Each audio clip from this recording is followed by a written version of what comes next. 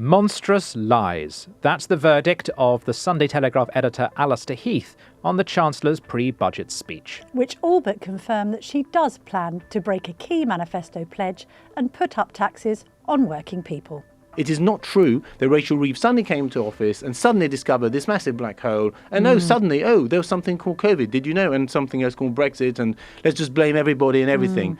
No, this government has failed. This government claimed to be a technocratic government of grown-up sensibles, people who could run the economy and the public finances better than the useless Tories, right? Labour said they were more moral, more competent, better people. They would be able to bend the civil service to their will. The blob would suddenly, kick into action and actually do what they were told for once, and everything will be okay. There'd be all this deregulation and, house building boom and all that kind of stuff to grow the economy. Nothing has happened. Ben Riley-Smith is in the Daily Tea studio, bright-eyed and bushy-tailed after an early start. Did we know this Rachel Reeves speech was happening this morning at 8 a.m. or whenever it was?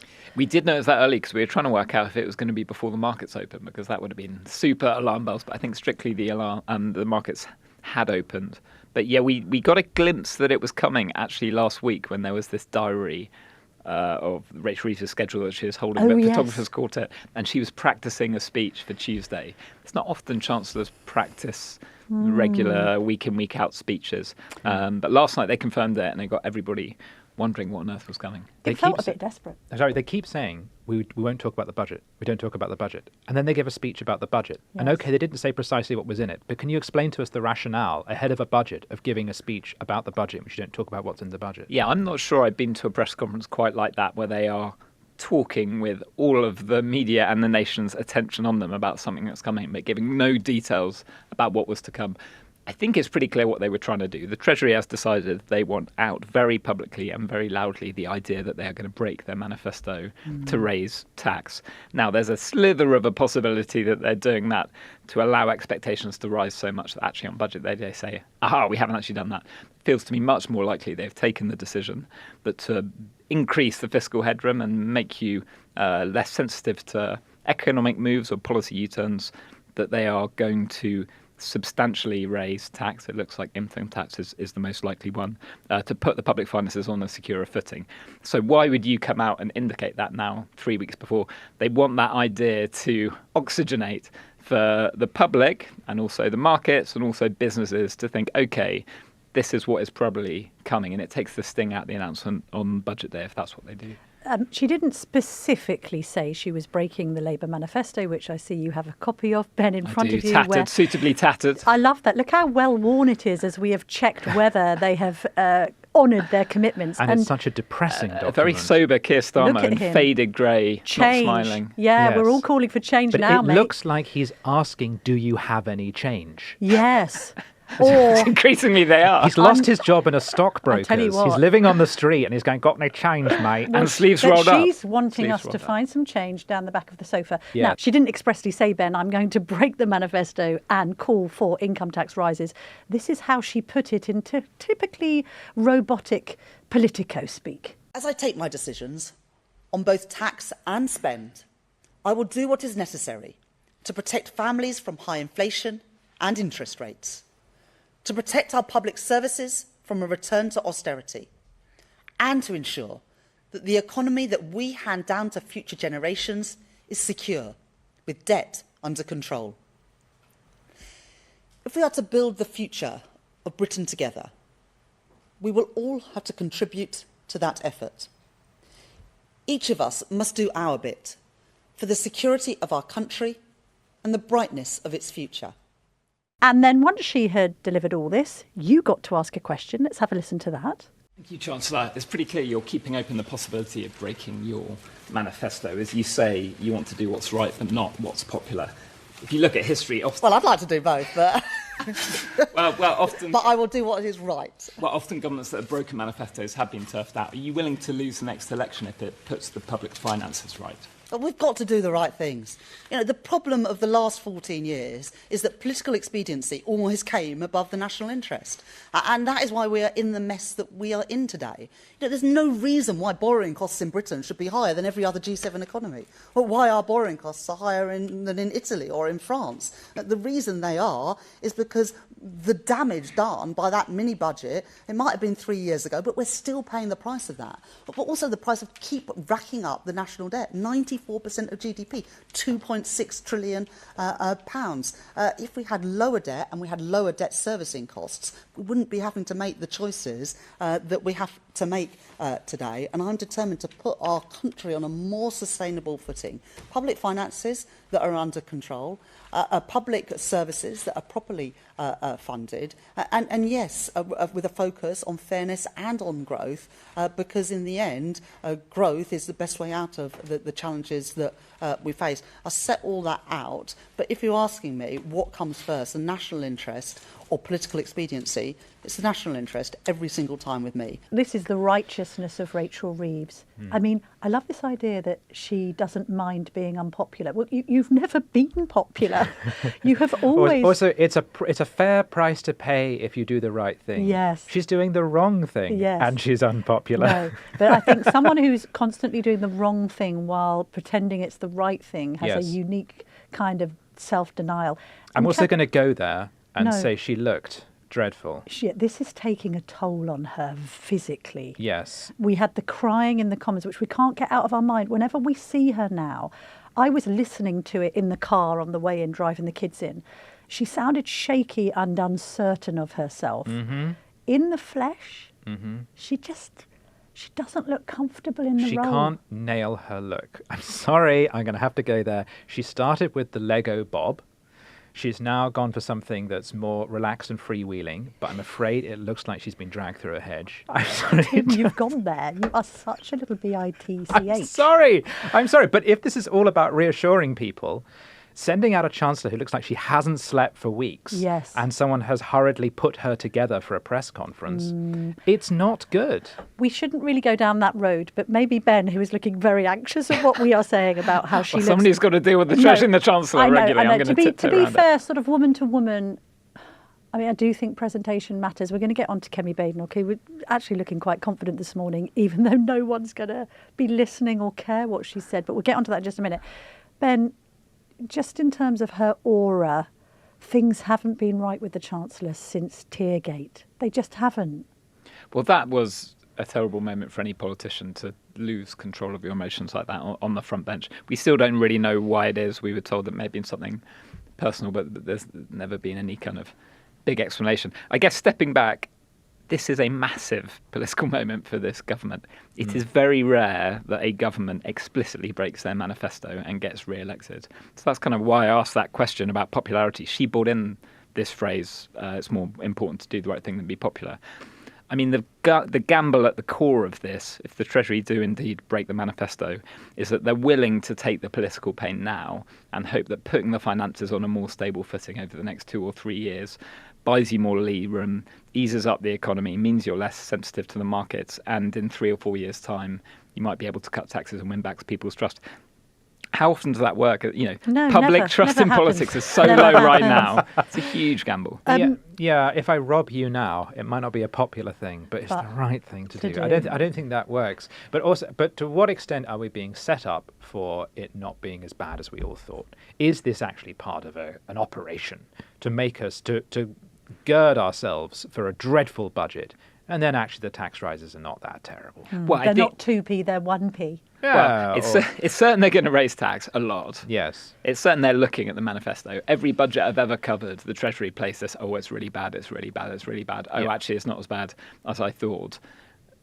But even if you accept that, it does seem genuinely possible that they're going to have to go down this manifesto route. They might do something quite clever, like we'll freeze the thresholds and strictly that as a rate change, and we'll get money. And we'll take 2p off national insurance and put 2p on income tax, which means workers don't pay more, but people who only pay income tax and not NI, like pensioners and landlords, get stung. So they might try and be clever, and we shouldn't totally rule out that possibility, because from a comms perspective, that makes sense. But when you look at the numbers and when you look at the tone, the most interesting bit I thought of the press conference was she is saying the use of the word all. all of us now need to play our part. For months, it's been those with the broadest shoulders who need to play their part. Now it's everyone. It's No, it's everyone. all of us. Now, on to Kemi, who was at the Royal Institute of Engineers. Okay. I'm not sure She if is he's an mentioned engineer. it. She is is. she? I don't know if you knew that. Do you happen to know the profession of the Prime Minister's father? Anyone? Because If only there this were point a was Royal made. Institute of Toolmakers, he'd be there with a Union Jack Indeed every so. day. To be fair to Kemi, she actually poked fun at herself by saying, look, I'm here because I have mentioned on occasion that I'm an engineer. Well, it's good to know why she was there. Well, it was good to know. Now, let's just accentuate the positives here. She had a couple of good lines on Rachel Reeves. Let's hear the first one where she reacted to the Chancellor's speech. The Chancellor's speech was one long waffle bomb. A laundry list of excuses. She blamed absolutely everybody else for her own choices, her own decisions, her own failures. She claims she will focus on the priorities of the British public. Whose priority is it to pay more tax? It is basic economics that if you tax something, you get less of it. And then she actually tackled head on Reeves's blame game. You know, Reeves is saying it's the Tories' fault, it's Liz Truss's fault, it's austerity's fault, and all the rest of it. And I thought, oh, this is quite bold. She's just gonna grasp that nettle, and this is what she said.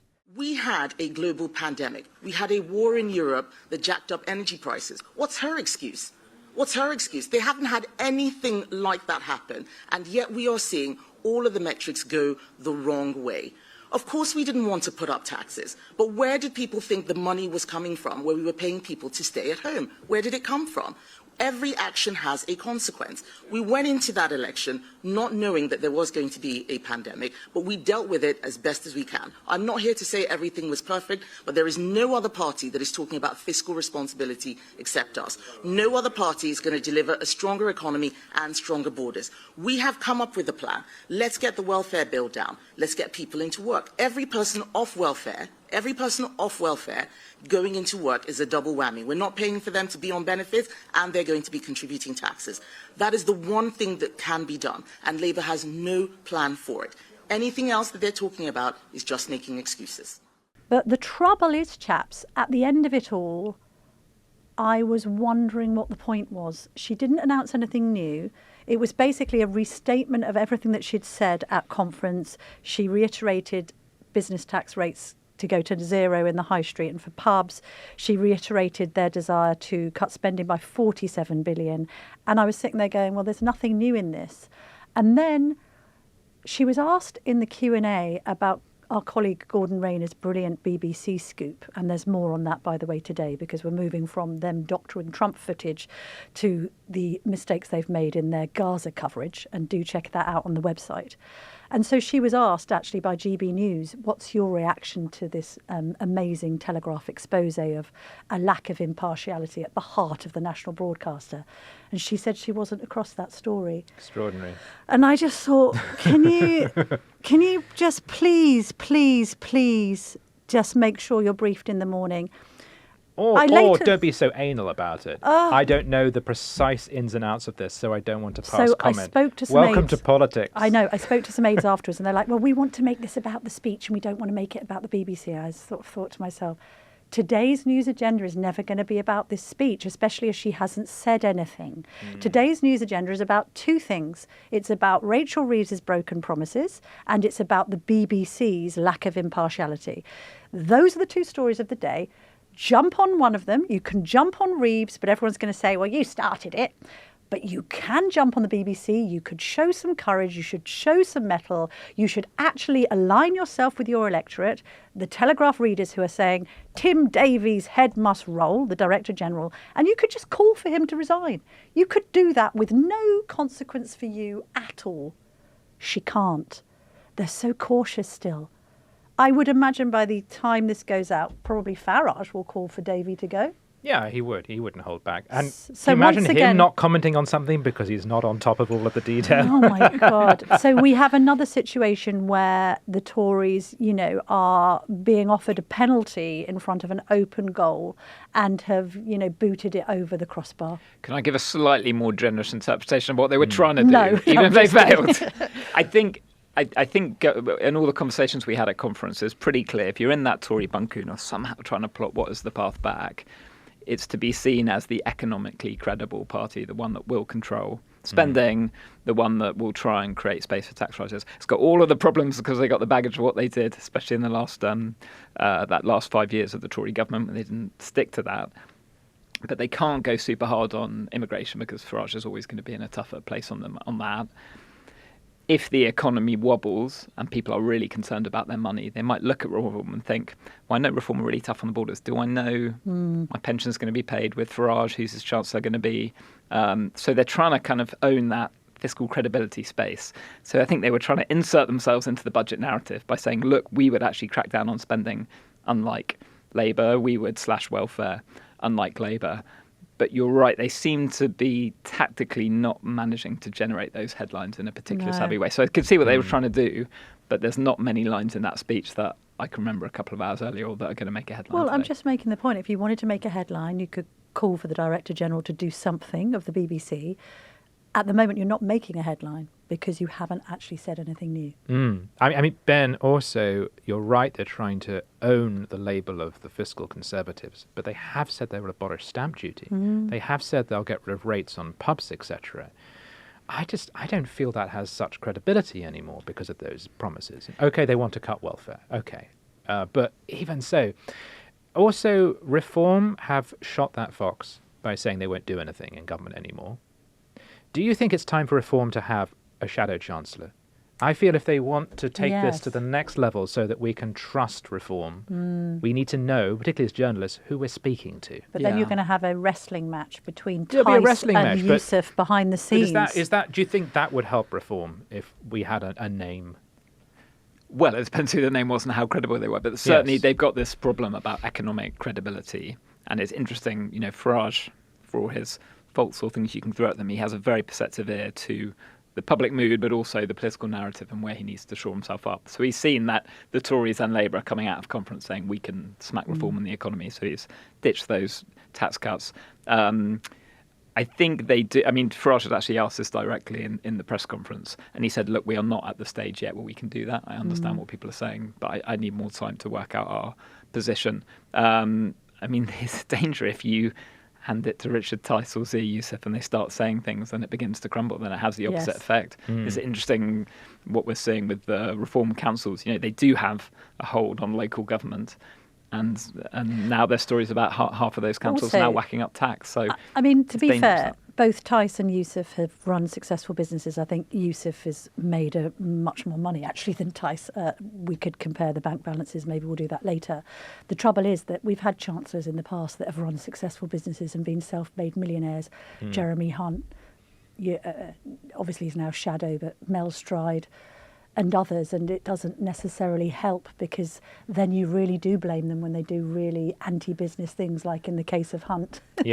Put corporation tax up by 6%. I mean, so... I think this is a really interesting thing with Reform and their cabinet, which is going to play out over the next couple of years. They've decided that they're going to appoint a lot of outsiders and say they're going to make them peers, and that will be their cabinet. And it's that balance of whether people think that person's got no experience, or it's a bit of a Donald Trump effect. When I was in America, America needs a CEO. Actually, when Farage frames it as, I want someone who runs a business, I want someone who knows the industry, they don't have to be a political insider, that kind of instinctively feels like it chimes with where the voters are. So which way that balance goes will be fascinating in the next couple of years. You and I also know, from having covered the period in which David Cameron was Foreign Secretary, that simply doesn't work. You can't have a Chancellor of the Exchequer in the House of Lords. Why? Because he cannot enter the Commons, sit on the benches and explain their policy or deliver a budget. Theoretically, all you can do is call them to the bar of the House so they can stand in the entrance and shout at members and be heard from there. That would be absurd in the case of I don't think Chancellor, but could you have a business secretary who's a peer? Could you have a culture secretary who's a peer? That's clearly what Reform are going to be proposing. You could, there are some positions you can do that, but we have learned from experience with Cameron that is really unsatisfactory. And I think I know where they're coming from. It sounds like a great idea, but it speaks to me about how this is not a parliamentary party. It doesn't have that institutional appreciation for how Westminster works, and it does matter. Ben Riley-Smith, thank you very much indeed for joining us on the Daily Tea. Thank you for having me. We're now joined by Allister Heath, the editor of the Sunday Telegraph and our top columnist, and our boss. So thank you, and we think you're great. In your column last week, You just get that when those first, what do we call it? When we have our review. Yes. We may butter this man up. Yeah, exactly. Exactly yes. so. But he's also... You've worn a tie for the occasion and everything. I have, actually. Isn't that funny? I've dressed up. I've polished my shoes too. In your column last week, Alistair, when this potential 2p income tax rise was first being pitch-rolled, you wrote, "This government, the smuggest, most insolent, most supercilious in living memory, keeps lying to you. I'm sorry to use such hard language, but it is the most precise way to describe Labour's gaslighting of the great British public." Do you think that lie has now been exposed with this press conference? Yes, exposed again, I think. One of the big problems is this is a government that thinks it can promise things in its manifesto or in newspaper interviews or in TV interviews and so on, and then simply renege on them in an incredibly arrogant, incredibly arrogant, haughty way, and just basically do the opposite. Yes. So it was very, very clear in the manifesto it wasn't going to put up national insurance, and of course it put up national insurance 3 months after that. Reeves said in the manifesto, Reeves and Starmer said they put up tax by about £8.5 billion. That's it. In the first budget, they put up taxes by £40 billion, 5 times more than they promised. And we're about to see the same thing again in this budget. Another massive, massive lie. Lie, I'm afraid to say, Yes. is the only word to describe this kind of behaviour, right? This is not just a tweak. This is not just that circumstances have changed. Circumstances haven't really changed. That's simply not true. What's happened is that this government's come into power, massively increased public spending, refused to cut spending, tried a little bit but then gave up, and is now just putting up taxes again and again, using levers that it explicitly ruled out. So the next big one, of course, is income tax. That was another one of those that the Labour manifesto ruled out. We know everyone's now expecting a 2p or 1p or 3p or whatever is going to end up being increase in income tax. Will it just be the basic rate? Probably, but you never know. It could be more than that. And then, of course, there's another set of taxes that the Chancellor explicitly ruled out, albeit in a newspaper interview with Sunday Telegraph about 2 years ago, which was any form of wealth or mansion tax. She explicitly ruled it out. We asked very carefully, because this is a subject I've been interested in for a long time, because I've always thought that the left eventually wants to come for people's wealth and for people's houses. So they were very clear, and they said, we're not going to do this. And of course now there's massive talk of massive increases in council tax perhaps, or some other form of confiscation of property wealth. So this is a government that made explicit promises that it would, it wouldn't be a Blairite government, but it would be a sort of technocratic centrist government, and it's now preparing another massive onslaught in taxes. This is going to end up being a government that raises more tax than any other government probably since, Attlee or something. Yes. Yeah. One thing you said there I want to pick up on, because I think it's so important. It will be framed in the next few weeks as the Chancellor has no choice but to raise taxes. And that implies two false things. One, that she inherited an economy and a fiscal situation which she had no control over, and that's why she's having to raise taxes. The second is that there's no alternative. So on the first point, as you say, actually, she inherited a difficult situation, but she did increase taxes, and she did massively increase spending. So we are partly where we are because of decisions she has made. And on the second point, there is no alternative. There is an alternative to tax increases, isn't there?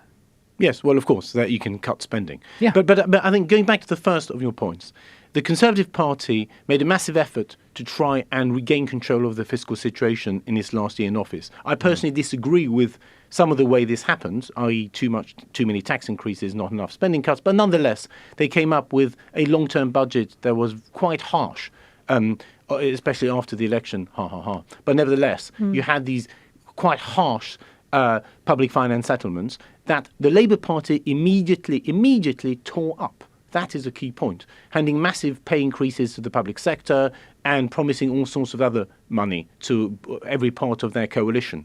So Labour caused this problem. Yeah. It is not true that Rachel Reeves suddenly came to office and suddenly discovered this massive black hole, and suddenly there was something called COVID, did you know, and something else called Brexit, and let's just blame everybody and everything. No, this government has failed. This government claimed to be a technocratic government of grown-up sensibles, people who could run the economy and the public finances better than the useless Tories, right?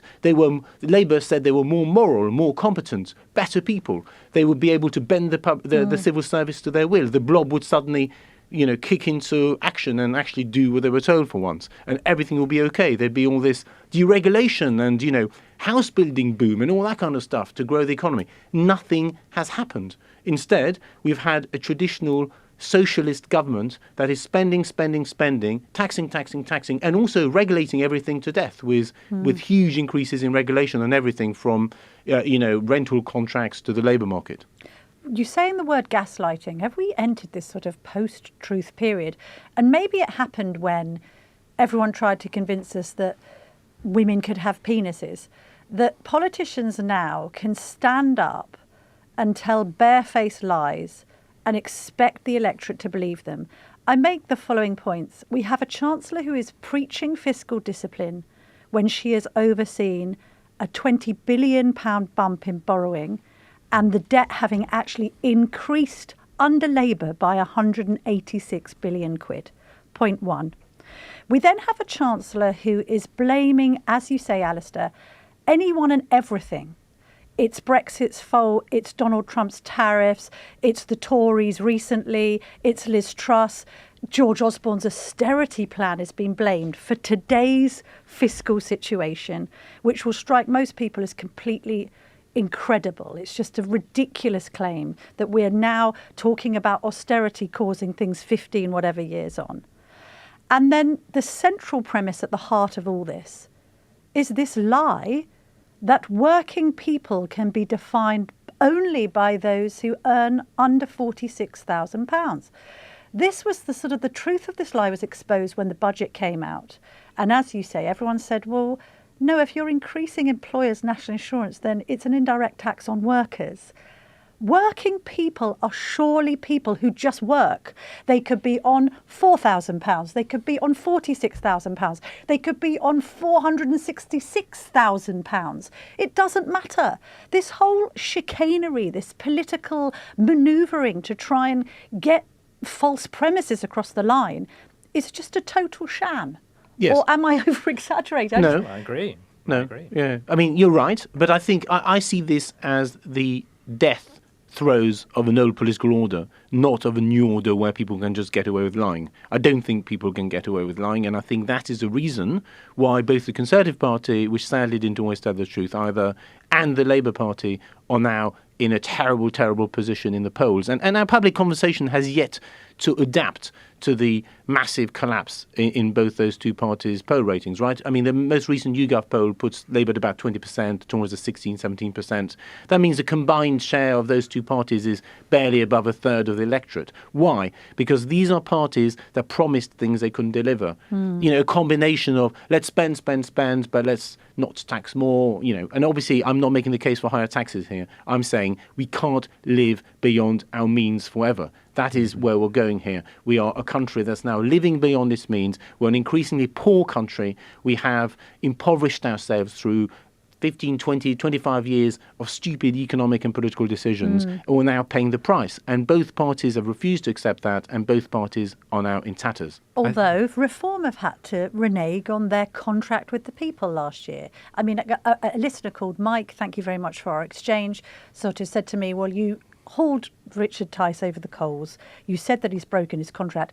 They never signed the contract with the people because they didn't get elected to power. And you should only judge parties on their manifestos if they're actually forced to deliver them because they're voted in. And I said, no, hang on a minute. What happened yesterday was that Reform met reality.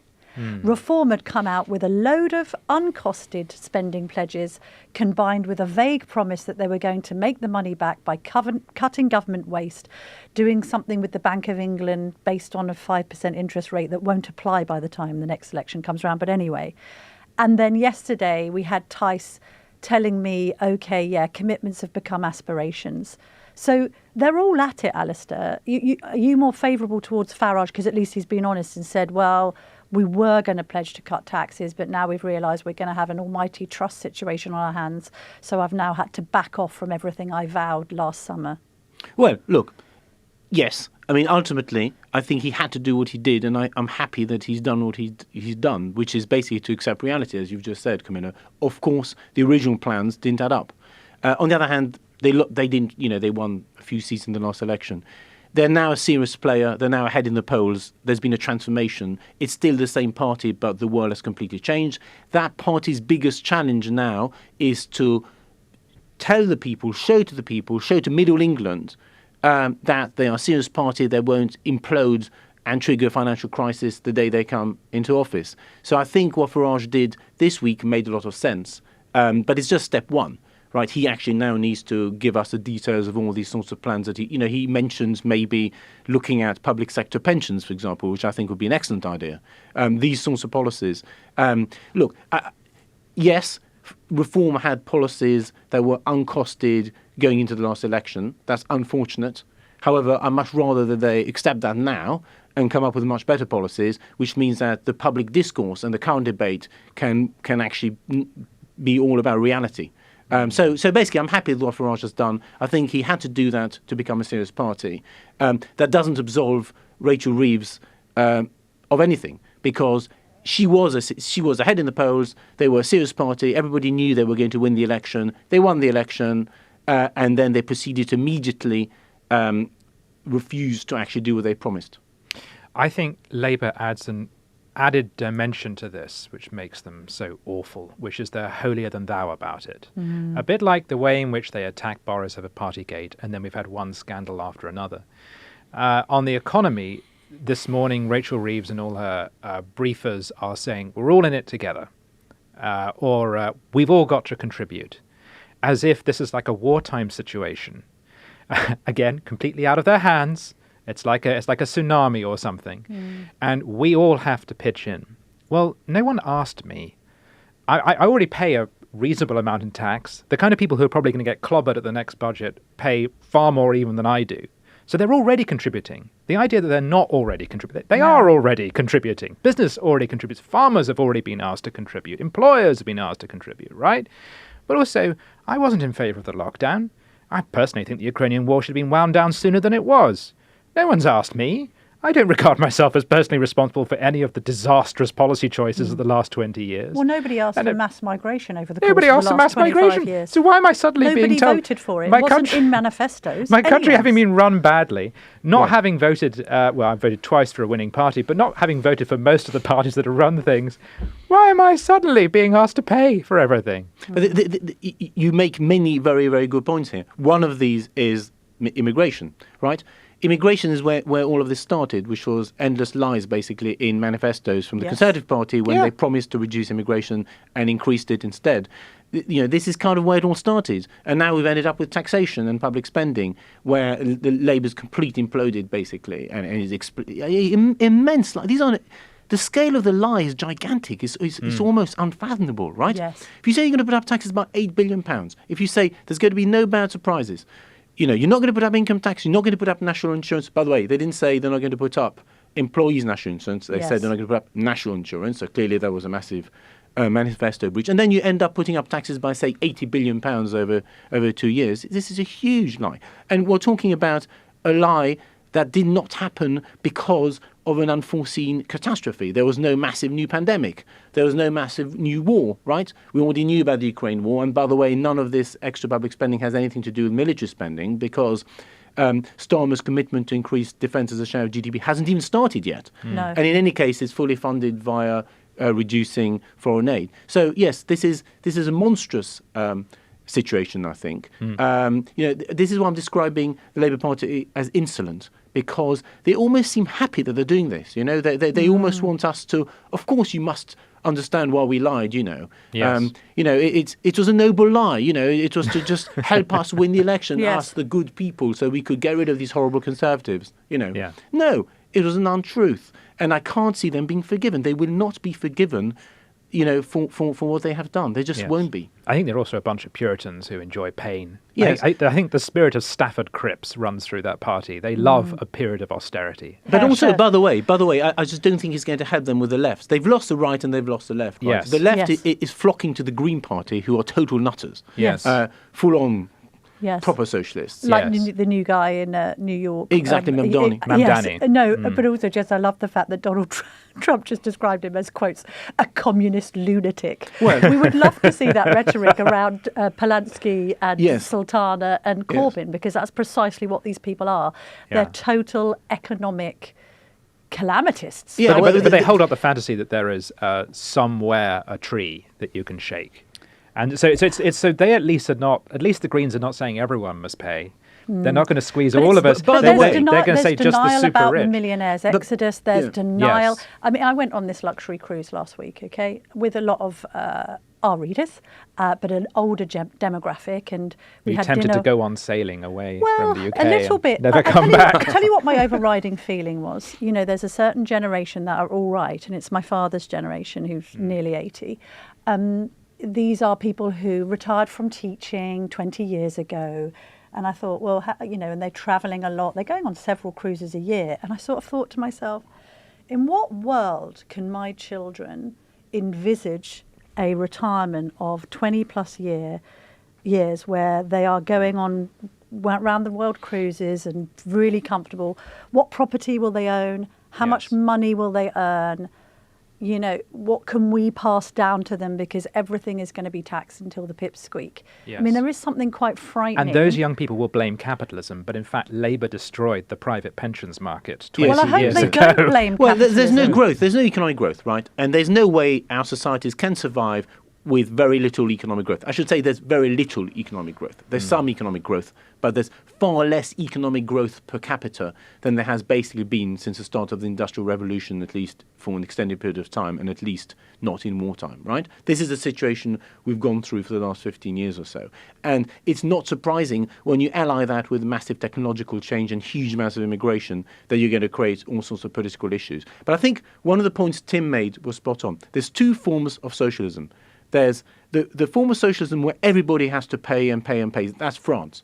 If you're going to take public spending to even higher levels than we currently have in Britain, which is what Labour want to do, if you want to be like France, basically, everyone has to pay tax on everything all the time, including the poor, the middle, the top, everyone. Everyone is squeezed. And then you've got this kind of utopian socialism, which is what Reeves is still clinging to, which is this idea that the rich can suddenly bail her out and let's double the top rate of council tax. You know, let's just do stuff like that. Let's just levy a tax on people fleeing the UK just for the fun of it. Okay, that will raise some money. That will destroy the economy and destroy entrepreneurship even more. And ultimately, it won't succeed, because the only way you're going to do the kind of thing she wants is you're going to have to put the basic rate of income tax to 30p. You know, you're going to have to put VAT to 25%. These are the Yes. sorts of things Yes. you're going to have to do over the next 10 years, unless there's a massive change in the direction of this country and a massive shift in our economic policy to boost growth. These are the two things you've got to do. Otherwise, we're living beyond our means, and the only way to keep the show on the road for just a few more years will be just massive tax increases every year. That's going to become the new normal. Massive tax increases on everybody, not just the rich, because there's not enough rich people and they're already paying so much. You have predicted an all-out political revolt in Middle England.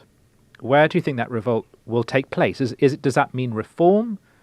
Or Yeah, also well- the left-wing parties, or the Lib Dems? Yes, well, I think a bit of everything. Right. I think Middle England. I don't think Middle. Depends how you define Middle England. I think the people who are shifting to the Greens are basically the most left-wing 15-20% of the population. I mean, Yes. over the past 25, 30 years, there's been growth in the modern far left in Britain, which is quite different to the old trade union socialists and so on. These are kind of urban professionals, that sort of stuff. Yes. Those people are shifting to the Greens. I think the old Middle England is shifting largely to reform now, but some of them are going to the Liberal Democrats. I mean, many Liberal Democrat voters are more right-wing than the Liberal Democratic Agreed. Party. And I think Lib Dems are going to pick up a lot of votes at the next general election just by stealth. There are going to be people in the blue wall that can't stomach reform, think the Tories are finished, know enough, thankfully, about the Greens and Sultana and Labour to avoid it, and just cast a yellow vote because it's the easiest thing that they can think of doing. Yes. Again, it's disastrous because it then emboldens Davey and co to do bizarre left-wing axis of evil deals Yes. with Labour and the rest of it. By the way, there are some righties weirdly voting for the Greens who don't seem to understand it's a hotbed for Well, there's- Islamic It's extremism not an and ecological communism. party. No. Those anymore. people need to do some research because they are I know. barking up the wrong tree. But Yes. I think this is why Farage did what he did. this week. It is he needs to reassure what's left of the Conservative electorate and some of the Liberal Democrat electorate that he would be a serious person at the helm of this country's economy, and that the economic policies you pursue will be pro-growth policies that break with the status quo, but that don't bankrupt the country, and that they don't trigger a panic. That's what he did. So the more credibility he builds on the economy, the more he can prevent people going to the Liberal Democrats. He can say to former Conservative voters, look, I'm not scary, actually, come to me. I think that's clearly the strategy he's trying to pursue. Yes. Allister Heath, we need to let you go. Thank you very, very much indeed for joining us on the Daily Tea. Thank you. If you're enjoying our journalism, why not sign up to From the Editor, our free email newsletter? Start your day with the latest news and opinion, plus our bite-sized puzzles. Scan the QR code to sign up free today.